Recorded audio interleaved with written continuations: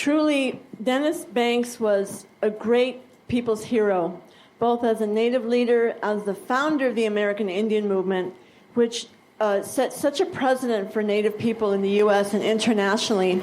But I met him in California 35 years ago because he was seeking refuge there under Governor Jerry Brown at the time, because the governor of South Dakota was hunting him down, trying to get him extradited, Janklow. And he lived in California for a number of years. We were leafleting for an anti-apartheid struggle, gold miners in South Africa on strike. And the minute I handed him a flyer, it's all he wanted to talk about was fighting apartheid. And that's how Dennis was. He was born on the Anishinaabe reservation in Leech Lake, Minnesota. In typical treatment of Native youth at the time in the 40s, he was kidnapped along with other well-known Native activists like Floyd Westerman, his buddy through school. He was kidnapped at the age of 5 to go to the so-called Indian schools. The typical beating, the isolation, not being able to see his mother or his family for 10 years until he was 15 years old. And finally, one of his many runaways was successful. He joined the military as a young man. He went to Japan. He came back to the U.S. He had a family. This was in the mid-60s. And being poor, he went with a friend, a white friend, to go take some food from a grocery store. His friend got parole. He got prison.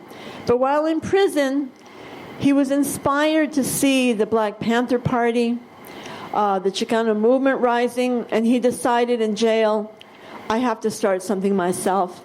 In Minneapolis, it was typical for the bars. The police would do raids, one end of the bar, arrest Native people that would be in the bar, take them for the weekend, make them work in the work camps, and then release them on Monday. And he and another friend, George Mitchell, decided they were going to have a meeting to start a Native struggle. And they bought some donuts, they got some coffee, they thought we'll have maybe a few dozen people. More than 250 people came out, ready to fight. And that was the beginning of American Indian movement.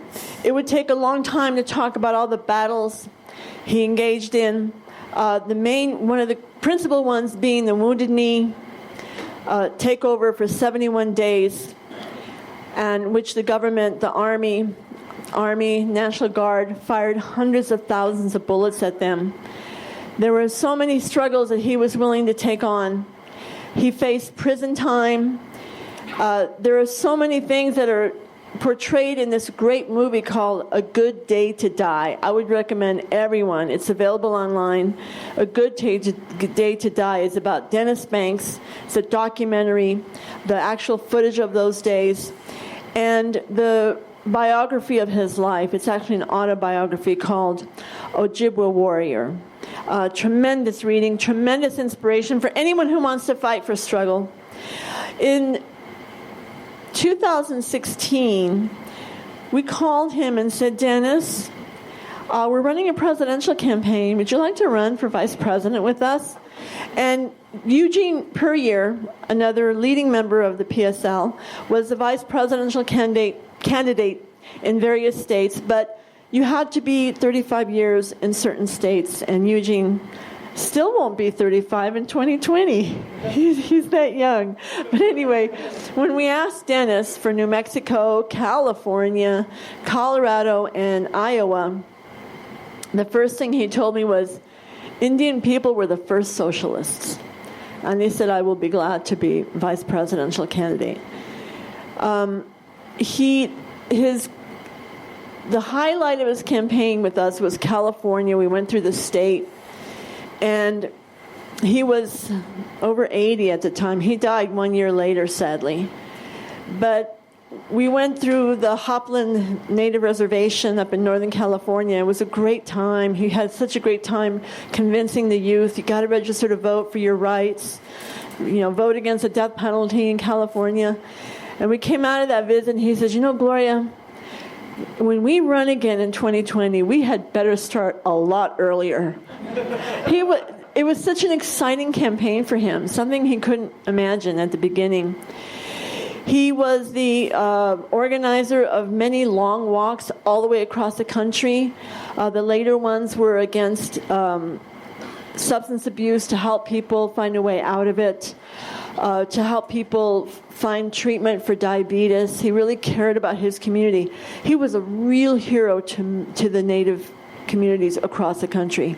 He was under attack. Many didn't understand him in the 60s, but by the later years, he was seen as a real ambassador for the struggle. Dennis died on October 29th last year, and there was a huge funeral and services in Minneapolis. People came from all over the United States to bid him farewell. He lives on. We really, really must remember that he had no fear at all. And we have a 1.5-hour speech that he gave at our office where he talked about when he was on trial, facing serious felony charges along with Russell Means, another AIM leader. It's the greatest story, and he was the funniest storyteller. So funny. But he was so convincing of their cause, and showing how the government was setting them up, just like the Chicago 8, in the 1968 trial there of the anti-war activists, that the judge just said, this prosecution is just bull, and dropped all the charges against them. Later he said in this story that the wife, it turned out, of the judge, the judge was angry, but the wife told him later, when they invited him to dinner years later, the judge and the wife, she told him during the trial, if you don't free Dennis Banks, I'm divorcing you. And she actually left him for a week. Anyway, great raconteur, great man, great revolutionary, Dennis Banks. We're going to sing.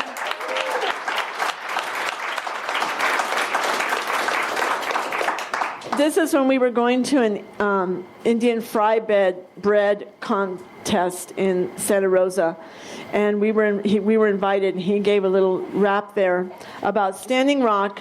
We'll play about 3 minutes of it. But this kind of support is overwhelming. I've never seen it. It is a beautiful sense of nationhood. It's a beautiful sense of being together as a nation.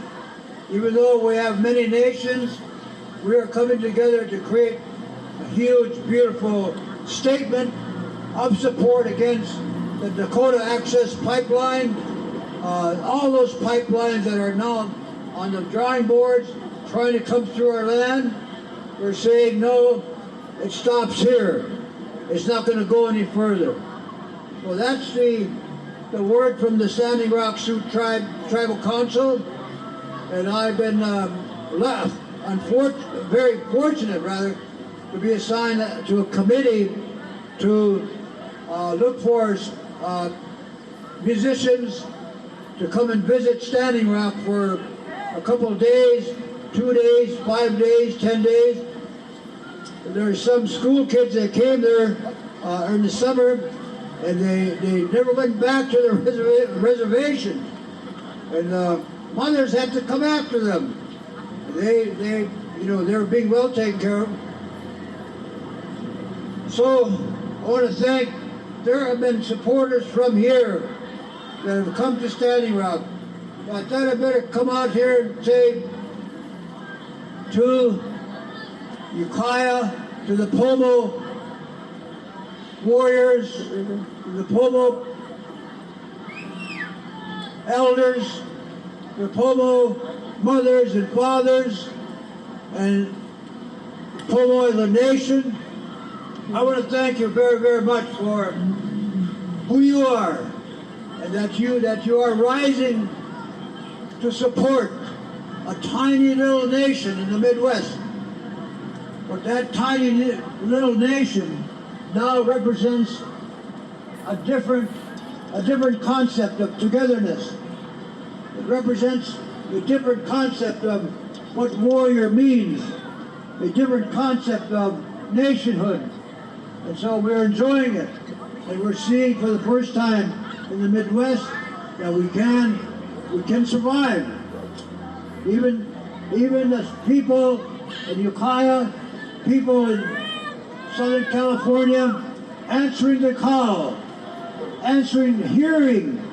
hearing the call for distress, and they're responding greatly with not only food, but clothing, and resolutions of support, of money, but they're sending out prayers our way, coming from Ukiah, coming from the dancers, coming from the drums, coming from the heart. Thank you very much. Let's hear it one more time for Dennis Banks.